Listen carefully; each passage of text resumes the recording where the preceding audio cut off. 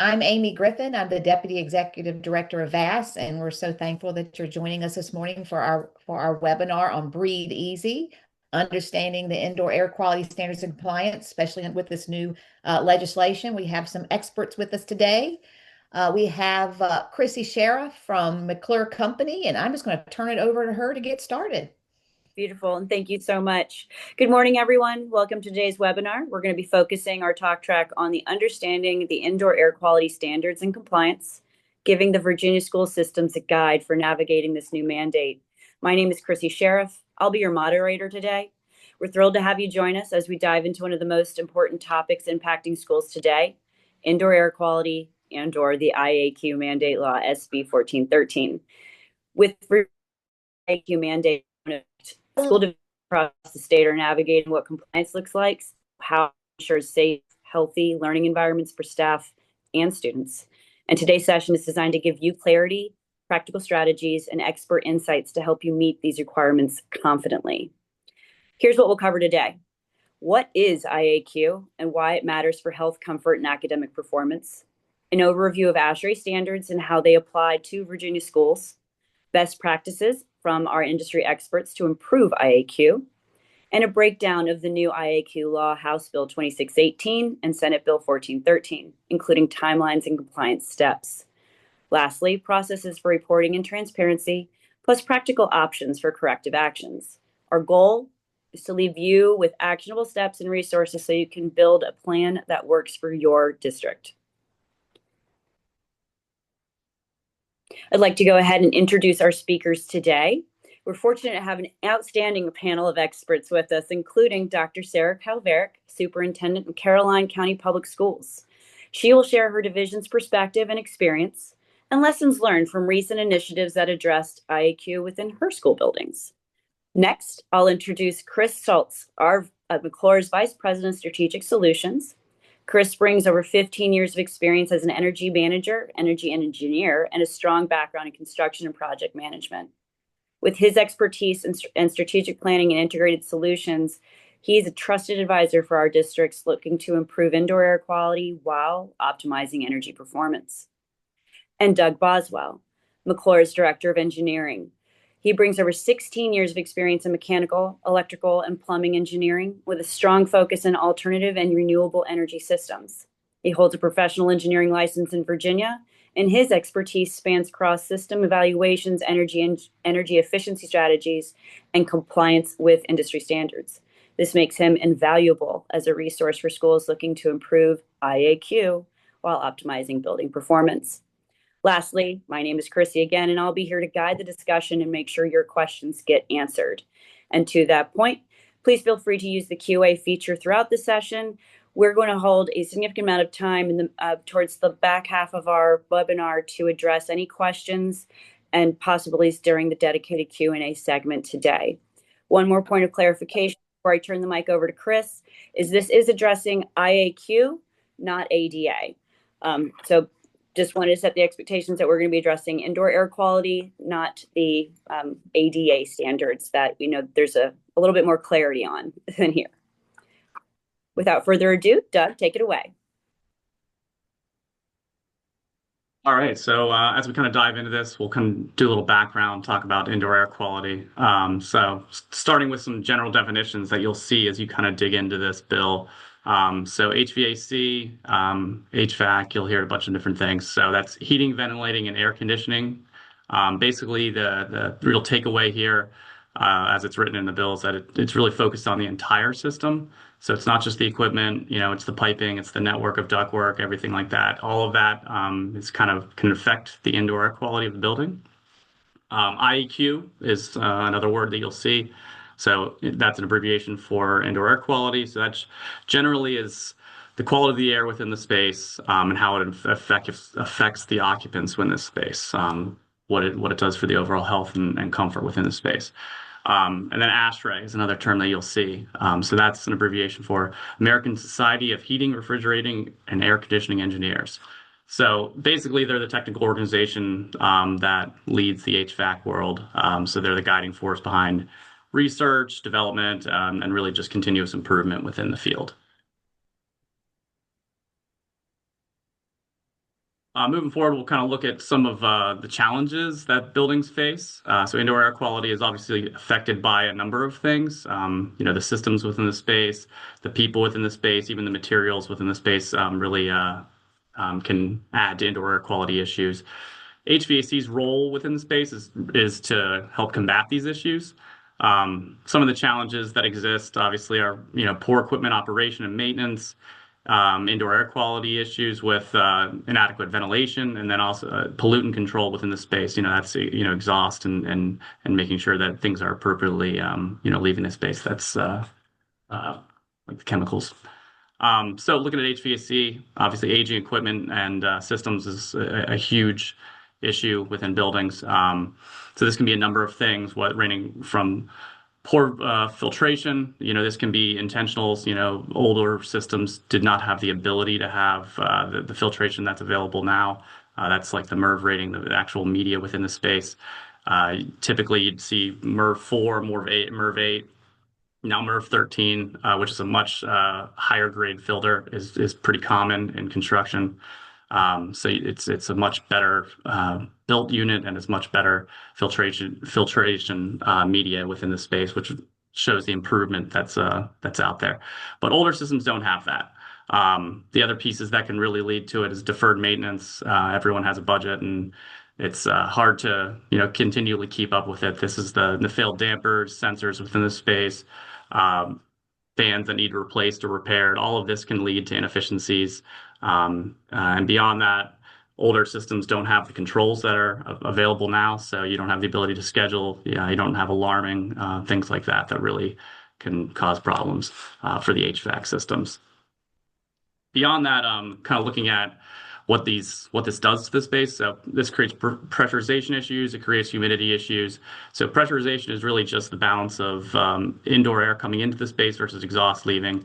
It can cause a number of things. It really comes down to a lot of older buildings are under ventilated. Exhaust systems tend to fail and a lot of times aren't replaced. And this just adds to either too much OA coming into the building, which that creates moisture within the space, or just not enough air exiting the building. And that's can be old design, that can be poor equipment operation, that can be dampers being closed. It's a number of things. And then beyond that, that creates humidity issues. So that can be a number of things. That could be the systems within the building. So that's duct leakage, piping leaks, all that stuff creates unnecessary moisture within the building.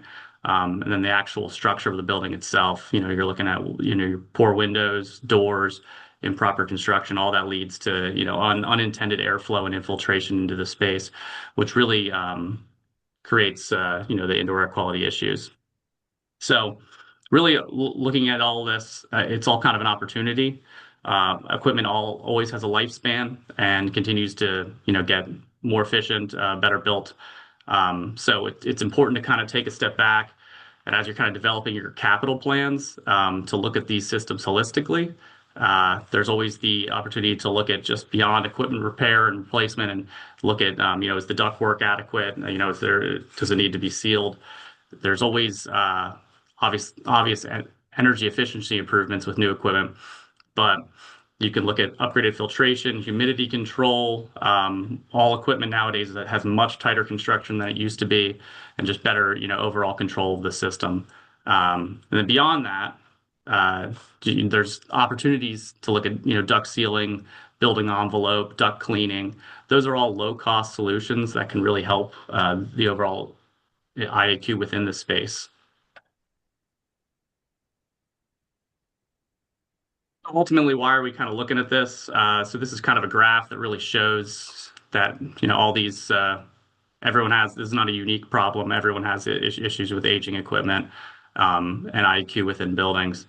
And this is kind of really shows the basis for why this is, why this was really started, with COVID and we've had some wildfires in Canada, like that even, came down into the mid-Atlantic area in terms of affecting IAQ and, within the space. And that's becoming more of a thing and more at the front of everyone's mind. So that's kind of really, I think, the genesis of this whole bill to begin with, is that they're trying to look big picture.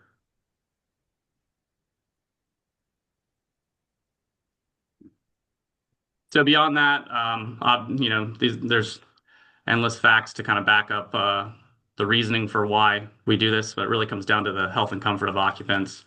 Poor indoor air quality, has been proven to lead to some respiratory issues. It can reduce the comfort within the space for the occupants. This obviously leads to absenteeism for students. This can potentially affect employee engagement and retention, all, huge parts in terms of maintaining staff. And beyond that, IEQ and inadequate ventilation can negatively affect, the air quality within the space, which has been proven to affect test scores, ability to concentrate, academic performance, items like that. So really comes down to, HVAC's role within this. HVAC obviously plays a very large role in terms of maintaining IEQ within a space. Improvements in filtration, air cleaning, building controls, outdoor ventilation grade, all of this really helps support Q, helps the space environment. So as we kind of get into the bill itself, so basically Virginia schools are required to perform indoor air quality testing in accordance with the bill says ASHRAE indoor ventilation standards. So that's ASHRAE 62.1, as you can see kind of on the right there. So just a little background on it. Basically, it's a design guide for, improvement of IEQ within buildings. It's not a new guide. It's been around for, 50 years, and it's continually adapts and changes over the years. The newest versions kind of continually adapt to the market. It's revised some of the ventilation procedures to a little more focus on air cleaning versus just dilution through ventilation. There's more focus on humidity control, and there's some different additional clarifications on air cleaning as well. So just to clarify, so the Virginia Building Code in terms of construction is based on the IMC, so International Mechanical Code. A lot of the ventilation rates and that are required and design criteria are largely derived from 62.1. So you're not going to see any sort of conflicting information or anything on that. So that's if anything, I'd look at 62.1 as kind of a supplement.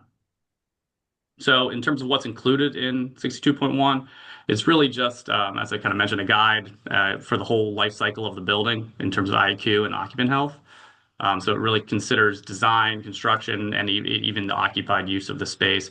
In terms of the design side, it really kind of jumps into IEQ recommendations for new buildings and existing buildings as well. So this is where you see the minimum ventilation rates. So obviously, like auditoriums, gymnasiums have different ventilation requirements than office space, just based on the use and the number of people within the space. This also has other recommendations for IEQ, like where to locate outdoor intakes, levels of filtration required, access. Really because new equipment's great, but if you can't maintain it and you can't access filters, it's kind of useless.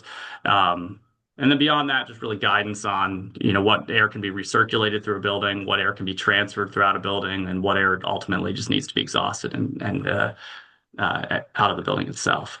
In terms of the construction guidance, and occupancy guidance of 62.1, it has, maintenance timelines that are recommended in terms of when to look at coils, when to look at change filters, items like that, and also provides, in terms of construction itself, kind of overall, guidance on how to maintain the IEQ throughout construction.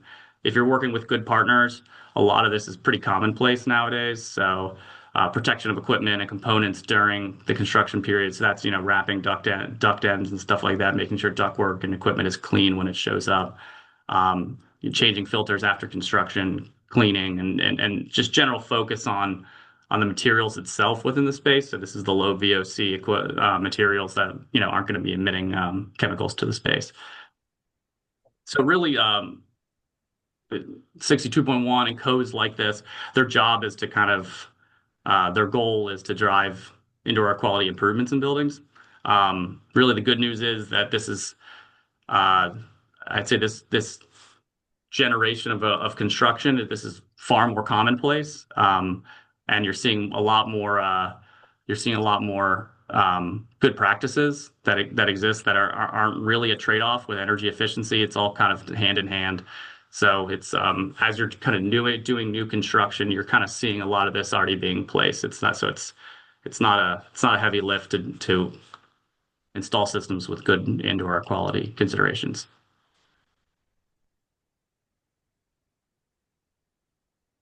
Thanks, Doug. So looking more into the overview of this new IAQ law in Virginia, started life in January. It was introduced. It was a much more comprehensive bill, had quite a few more requirements for its inspection and evaluation. It went through a couple revisions, ultimately enacted in April, and becoming effective July 1.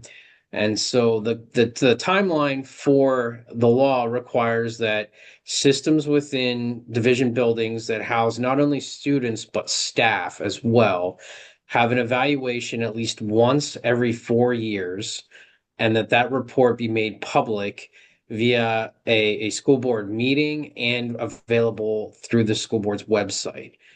So we're going to dive into a little bit of what all that means. The enacted bill from April is really only about a page long.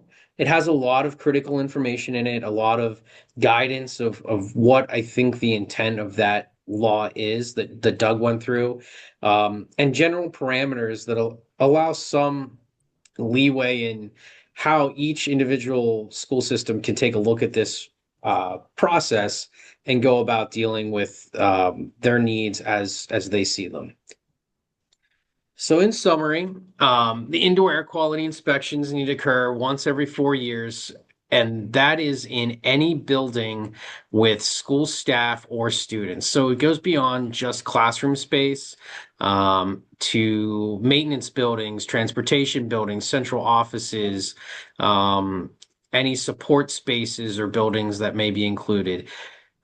So anywhere that there's some type of what we like to think of as like a permanent residency of staff would be included in the inspection. It requires it to be conducted by authorized evaluators, so certified professionals competent in their field relating to heating, ventilating, and air conditioning systems, HVAC systems. So they have to be certified and meet certain requirements to ensure that they understand what is going on and how to qualitatively analyze the conditions of the equipment. There is a transparency and reporting aspect that falls back to the school divisions that requires the public posting of the results and the recommended corrective actions. What's interesting enough, though, as you read through the law, there isn't anything that stipulates that those corrective actions need to be undertaken. They just need to be provided. And we're going to talk a little bit in a few slides about what that may mean and how different groups look at this. Is it something to just meet the mandate of the law and be able to provide the reporting, to how do we incorporate that into our capital improvement plans and future planning, and understanding how we can look at some of the low cost, no cost, up through high cost, system replacements to be able to meet what those corrective actions are. The legal framework, it follows under the Virginia Law Code. It's in Chapter 9. It deals a lot with school construction, but basically under the health and academic support spaces for better air quality. So again, kind of diving into a little bit of each of the main pieces of the bill. The authorized evaluators could be certified TAB technicians, TAB technicians, we refer to it often as. So TAB stands for testing and air balance, or test and balance. So these are professionals that can go out and they can measure operations of the HVAC infrastructure, outdoor airflow rates, flow rates of supply air into spaces, return airflow rates, water flow rates, coil efficiencies, quite a few different things that they measure using physical measurement and tools to evaluate how effective the system is compared to its design. They typically, in new construction and retrofit construction, are measuring those to a design basis to protect the equipment and provide the necessary flows excuse me, to the spaces. And you'll hear a little bit about how McClure looks at that a little differently as we add in an efficiency piece of that often in our projects to be able to not only meet those two criteria, but also ensure that the system is optimized to operate as efficiently as possible. Another evaluator is an industrial hygienist to assess the air quality of the system. Obviously, licensed mechanical engineers for the compliance with industry standards, and down to master HVAC license holders that can conduct the qualitative inspections of the systems. So what the law actually has in it is the word or, which means that it could be any one of these four. They have to still meet the requirements. There's seven items they have to inspect and evaluate. Obviously, they also have to report back on them with their views of the corrective actions. But ultimately, the way that we've been viewing these opportunities is it's going to be a combination of multiple people, from, tab technicians to mechanical engineers to the HVAC license holders that are out looking at the equipment. So it's a great way to have everyone take a look at it and provide the most holistic look at the equipment and the infrastructure. As far as the reporting requirements, the evaluation reports have to be accessible to stakeholders. That reads in the law, having it presented at a board meeting, the corrective actions, the results, the data, as well as posting the report on a website. The reports have to verify the HVAC performance against that industry standard, that ASHRAE 62.1 standard. And as Doug mentioned, that's constantly updated on about a 3-year rotating cycle. So what may be in compliance in the 2025 version may not be in compliance in the 2028 version, as it's continually updated. So this is a great tool to continue to benchmark against new systems. Again, while it's not necessary to enact the corrective actions, because those systems were code compliant when they were installed. Even if they're fully maintained, operating as they were on day one, they were code compliant when they were installed, but the code has changed over time.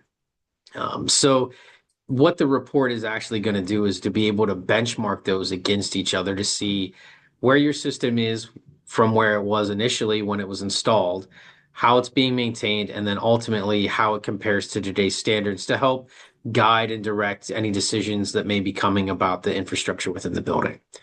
And again, you heard me mention about the findings and corrective actions shared publicly for transparency of how the system stacks up against modern day and current recommendations for indoor air quality. As far as report options, this is going to be a little bit about how McClure has been looking at these with our partners. And this is relative, so I want to make sure that that's clear. This isn't going to be for everybody that you see. But how we've kind of looked at this is options for reporting include something as simple as an independently commissioned report.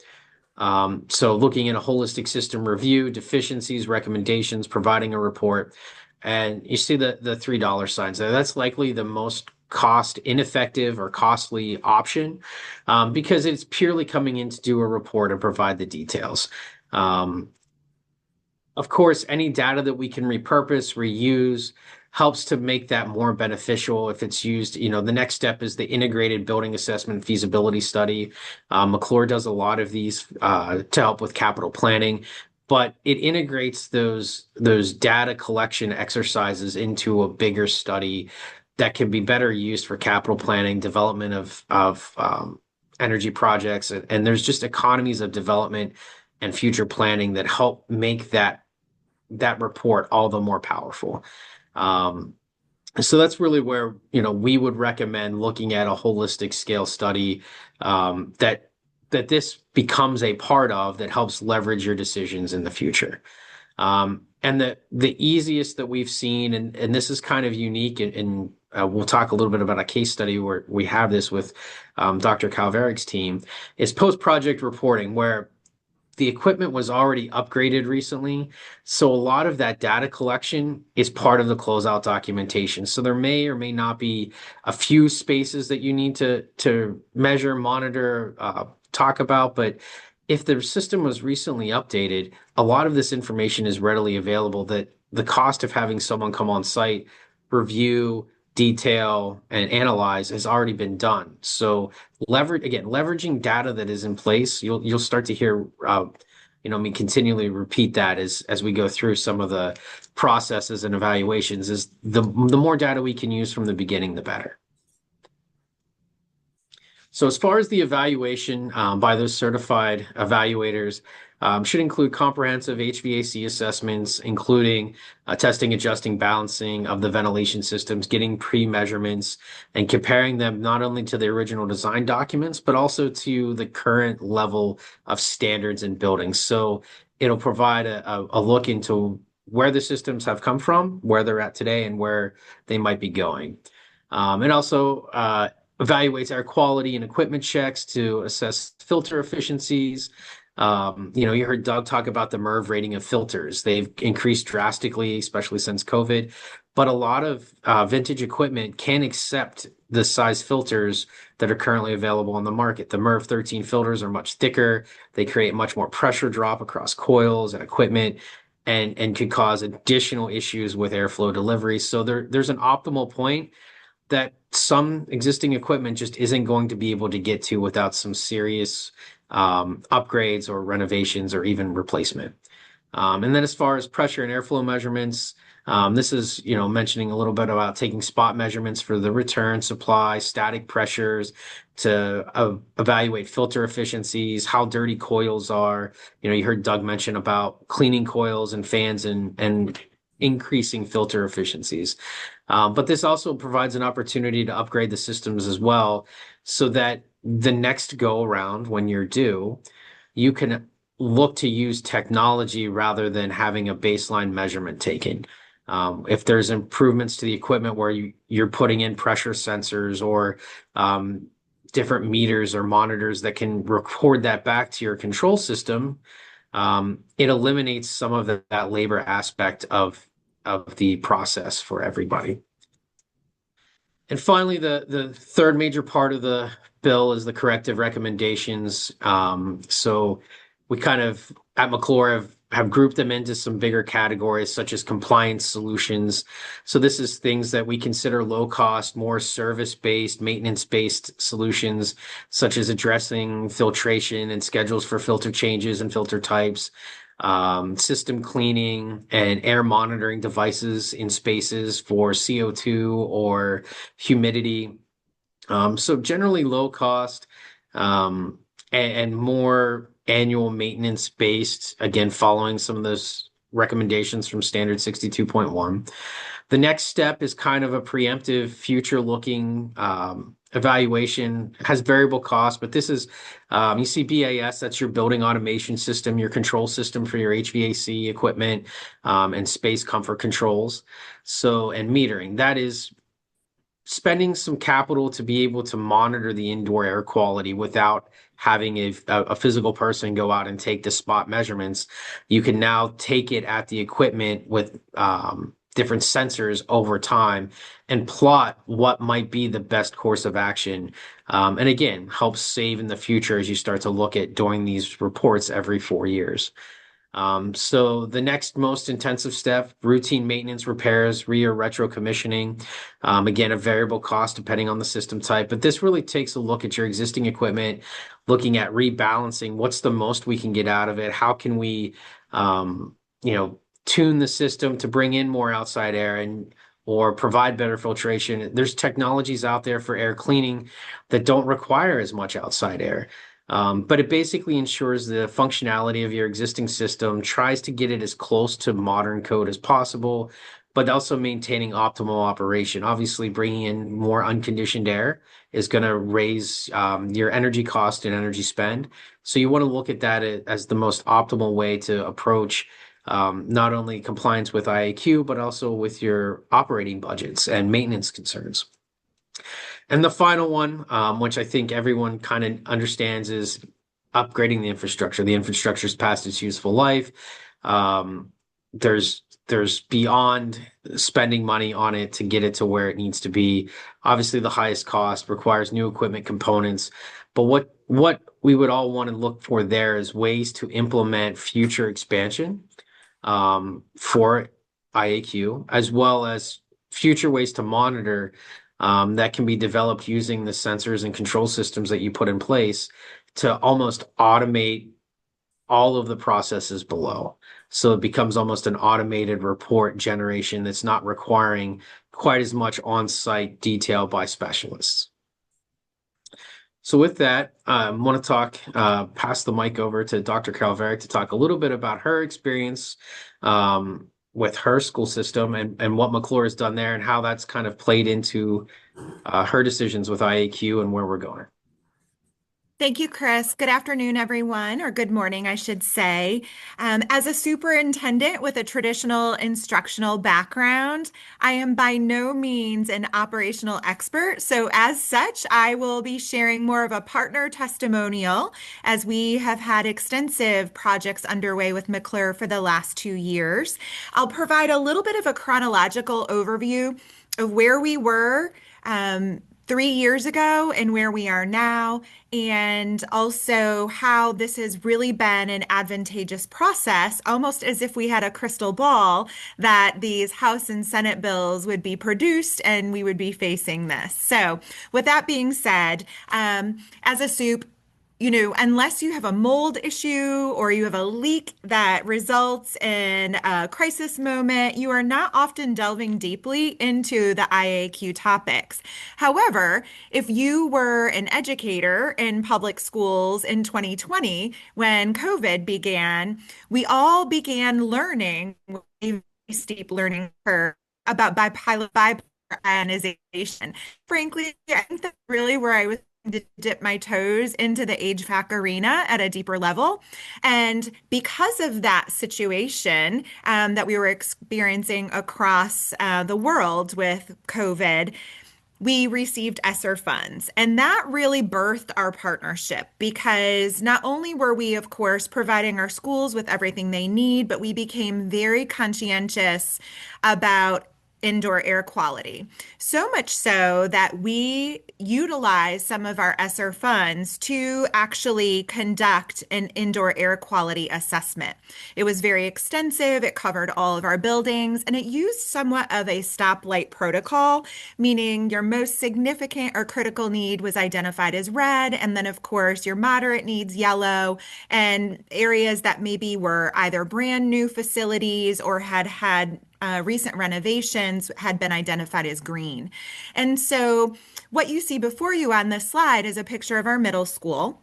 The HVAC unit was original. It was over 30 years old, and it was most definitely identified in the red zone because it did require immediate attention. The system was aging. It was certainly part of our 10-year deferred maintenance plan, and its ability to meet those essential IAQ needs for a modern learning environment, which Chris and Doug have identified, had been drastically diminished. So we knew that we had obviously additional ESSER monies that were continuing to roll in during this recovery period. And we started to be very intentional with setting aside funds, going to our local entity with the supervisors and asking for some matched funding streams and beginning to start the RFP process. So we went out for a request for proposal twice. We knew exactly what our dollars and cents for this project were. And so, unfortunately, at the end of those 2 traditional RFP processes, we ended up with one quote from a single contractor, and they weren't able to meet the financial backing of the project. So at that point, we had to pause and really reconsider what our options were. And we were also coming up against the funding deadlines for ESSER, right? Those monies were about to expire. So because of that, we took somewhat of a bold action, and I give credit to our team. I just happen to be the spokesperson for Chris Caldwell, who may be on this call right now, Bradley Griffin, and Marcia Stevens, our Chief Operations Officer. They decided that we were going to start using the ESSER funds that were to expire first. And we went forward and we started pre-purchasing HVAC equipment before securing the contractor. We knew we had done our homework. We knew what some of those basic items would be. And so we were able to secure those.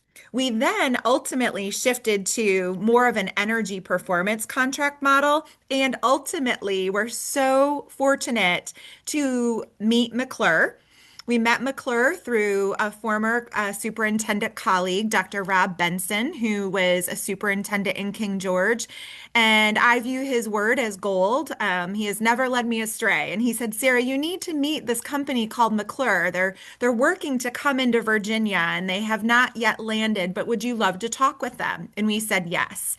And I'm so grateful for that connection, that bridge, because McClure has been everything they said they would be and more. We were impressed from the get-go. Their back of envelope process showcased their very quick and thorough understanding of our project complexities. Through the back of envelope process, McClure was able to address other issues that we really hadn't outlined, such as building envelope improvements, LED lighting, humidity control at our high school, which is actually one of the items they identified in the bill for IAQ. And we also did start investigating and ultimately decided to proceed with solar projects for our rooftops.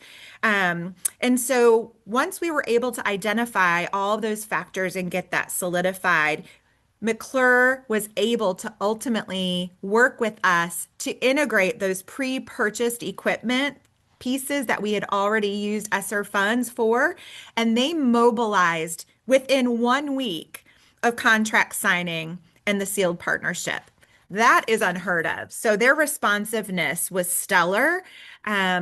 During the installation process, the collaboration was excellent. It was reliable.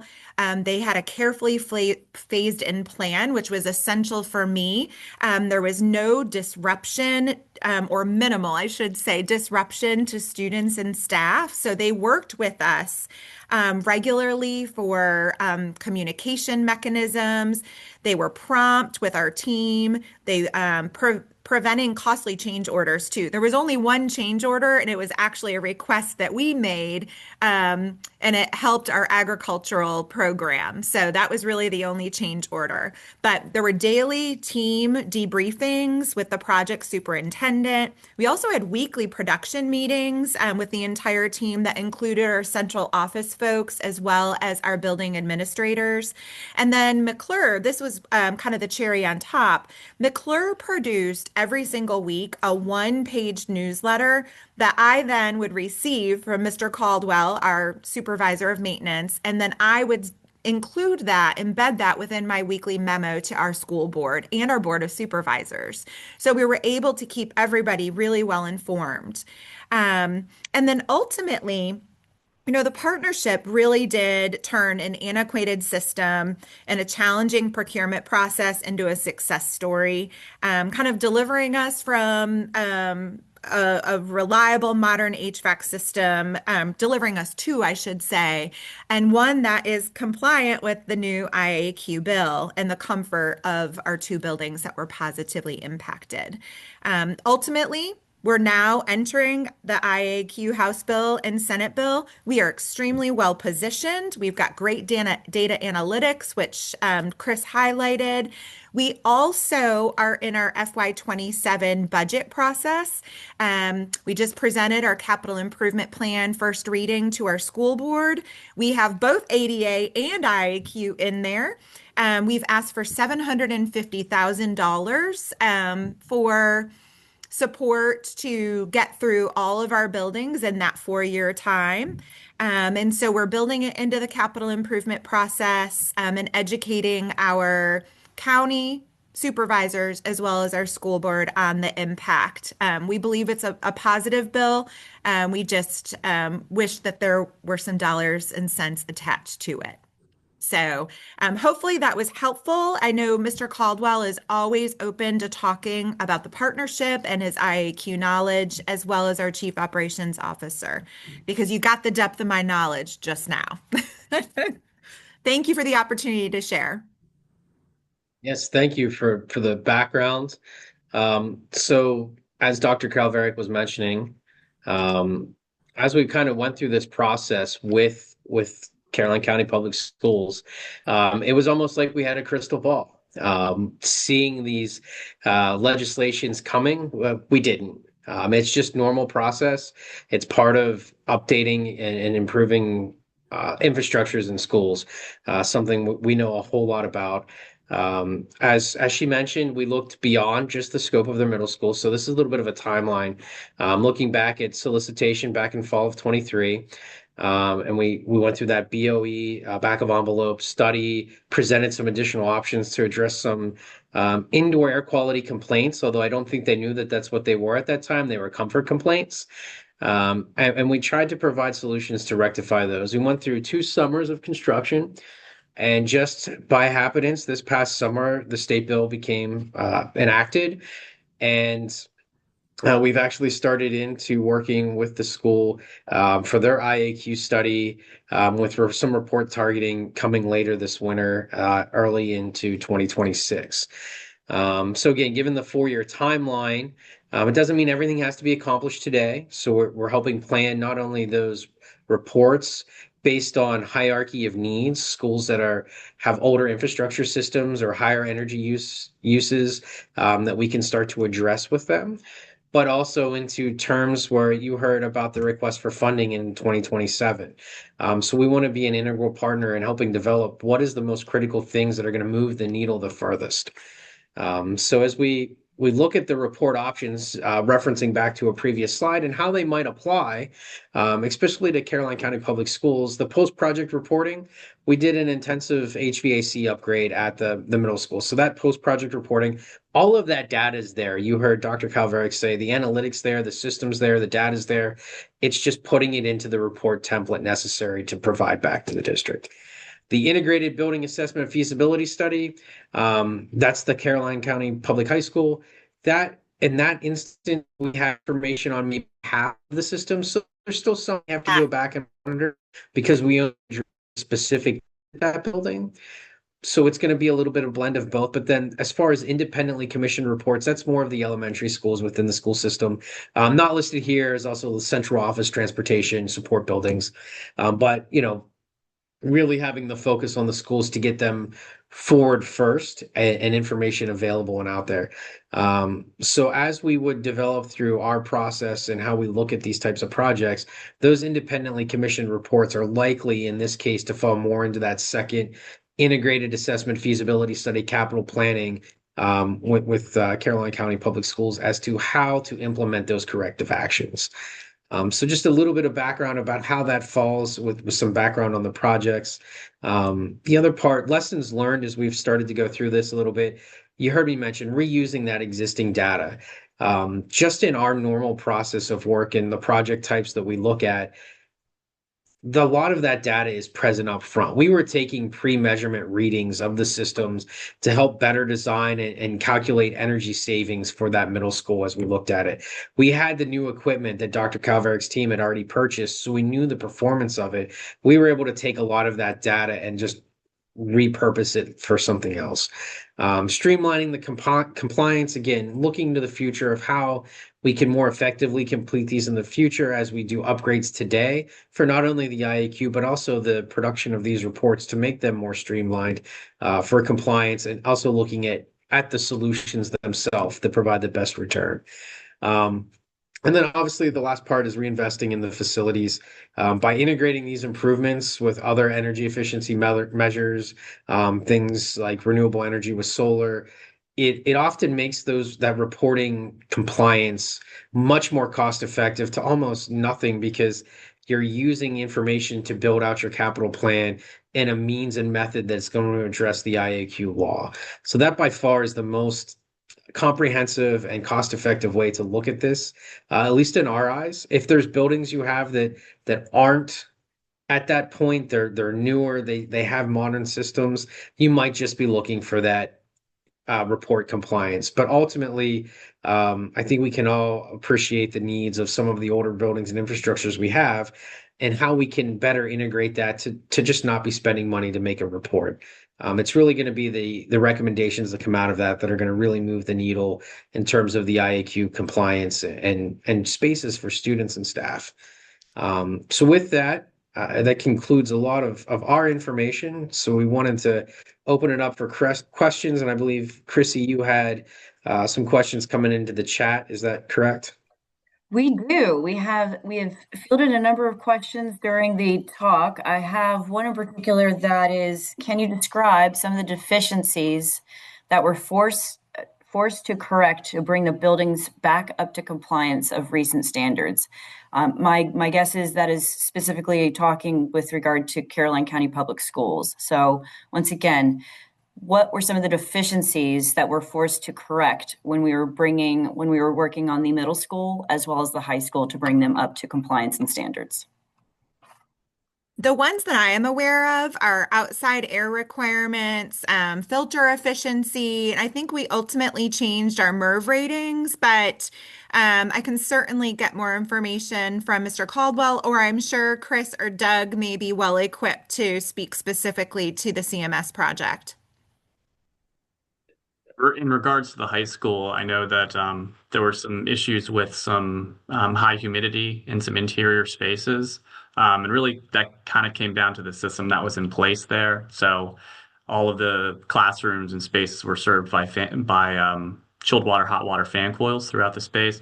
And the ventilation air that was introduced to it was just basically raw, untreated OA. So that was OA that was serving multiple classrooms throughout the space. So it was continuously being provided the space as the fan coils cycled. So this allowed OA to kind of continue to seep into the classrooms throughout the day, even as temperature, was satisfied. So that was more of an issue at the interior side of the space. So we looked at replacing those fans and looking at introducing treated OA with humidity control, with better filtration, for those spaces.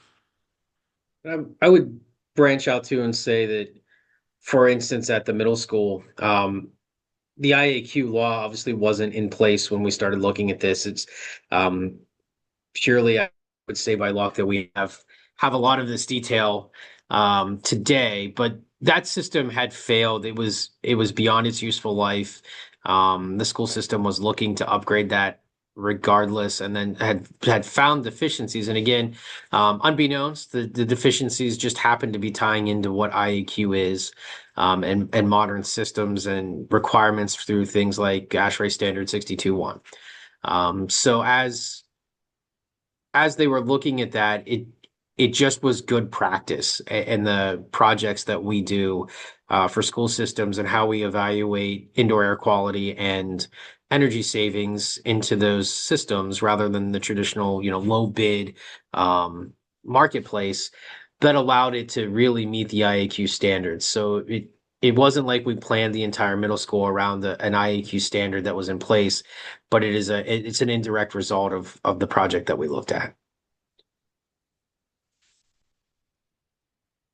Another question that we fielded was from Caroline's own Chris Caldwell, and I'm not sure if this is posed to our group or to the general audience that's also on the webinar, but is anyone tracking the IAQ bill that has been introduced in Congress, particularly HR 5123, Indoor Air Quality and Healthy Schools Act of 2025?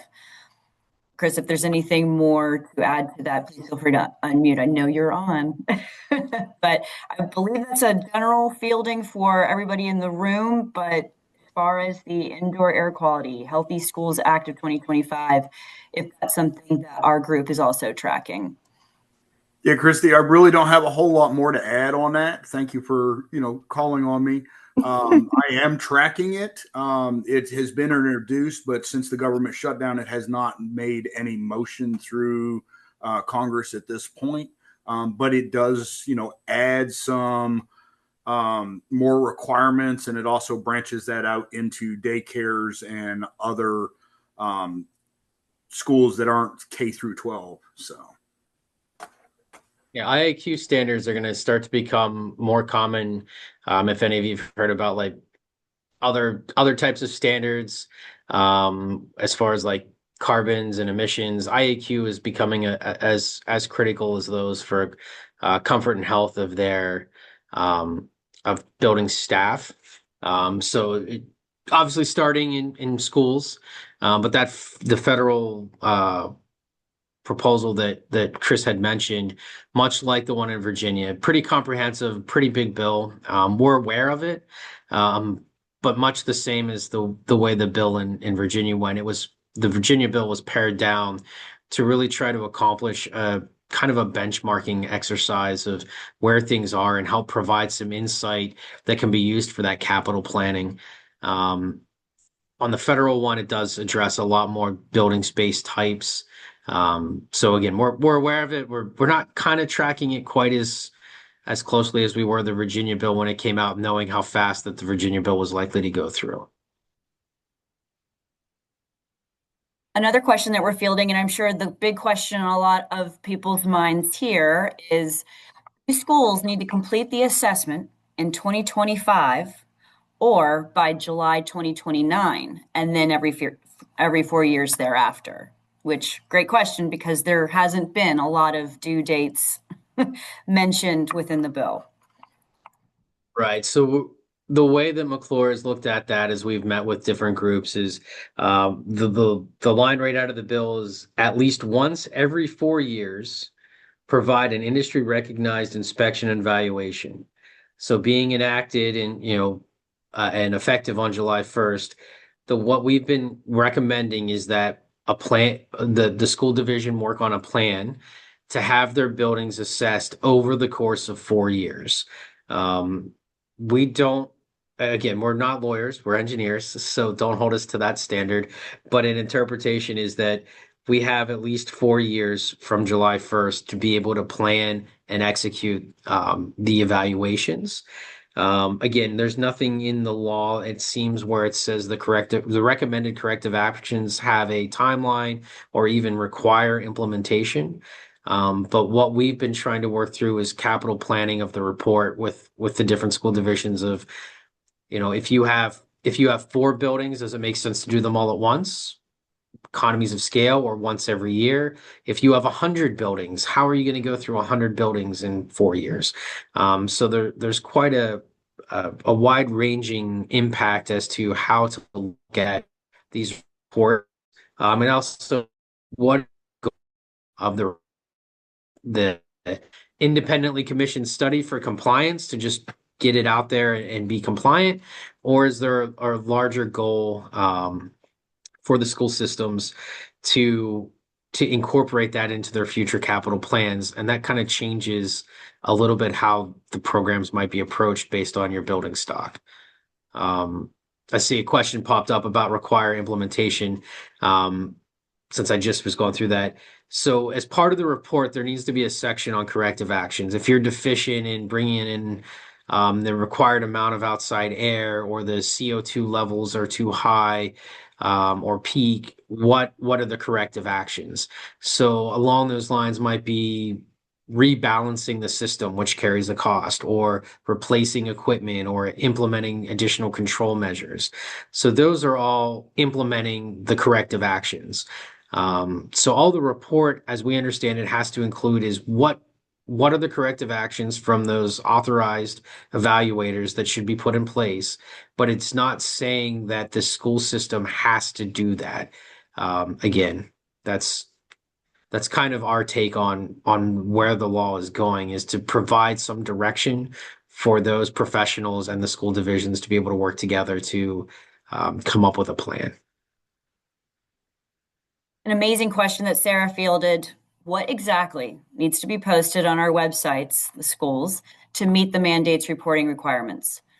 do we have any recommendations for communicating these findings so that parents and staff get the notifications, understand what has been evaluated, assessed, what does not raise alarm to parents and their students? So as from I think it's part B and part C of the bill, each division has to prepare a written report. So we would estimate that would come from the evaluation professionals, whoever's coordinating that study, a written report that can be made available to the public. And it reads about presenting that at a school board meeting. The report shall be made available for public inspection at a regularly scheduled local school board meeting and on the local school board's public website. So that, as we understand it, is taking the report that we, in our case, would put together, having a presentation at a public school board meeting, with the report available in advance, and also placing the report onto your website where it can be accessed by public, and staff to be able to review, come with questions, ask the experts that are there, as well as the school system themselves about the corrective actions. That's, again, that may fall more to the school divisions and how you disseminate information, if there's a common space on your webpage to do that. But ultimately, that report, in our case, would come from us, and then obviously some type of board level presentation to explain the findings and the actions. And Chris, is there a particular template that we are being requested to use that schools must post on their website? We would love if there was a template, just like Dr. Calveric would like if there was money attached to it. It makes things easier to implement and to follow. Unfortunately, it does not appear that there is.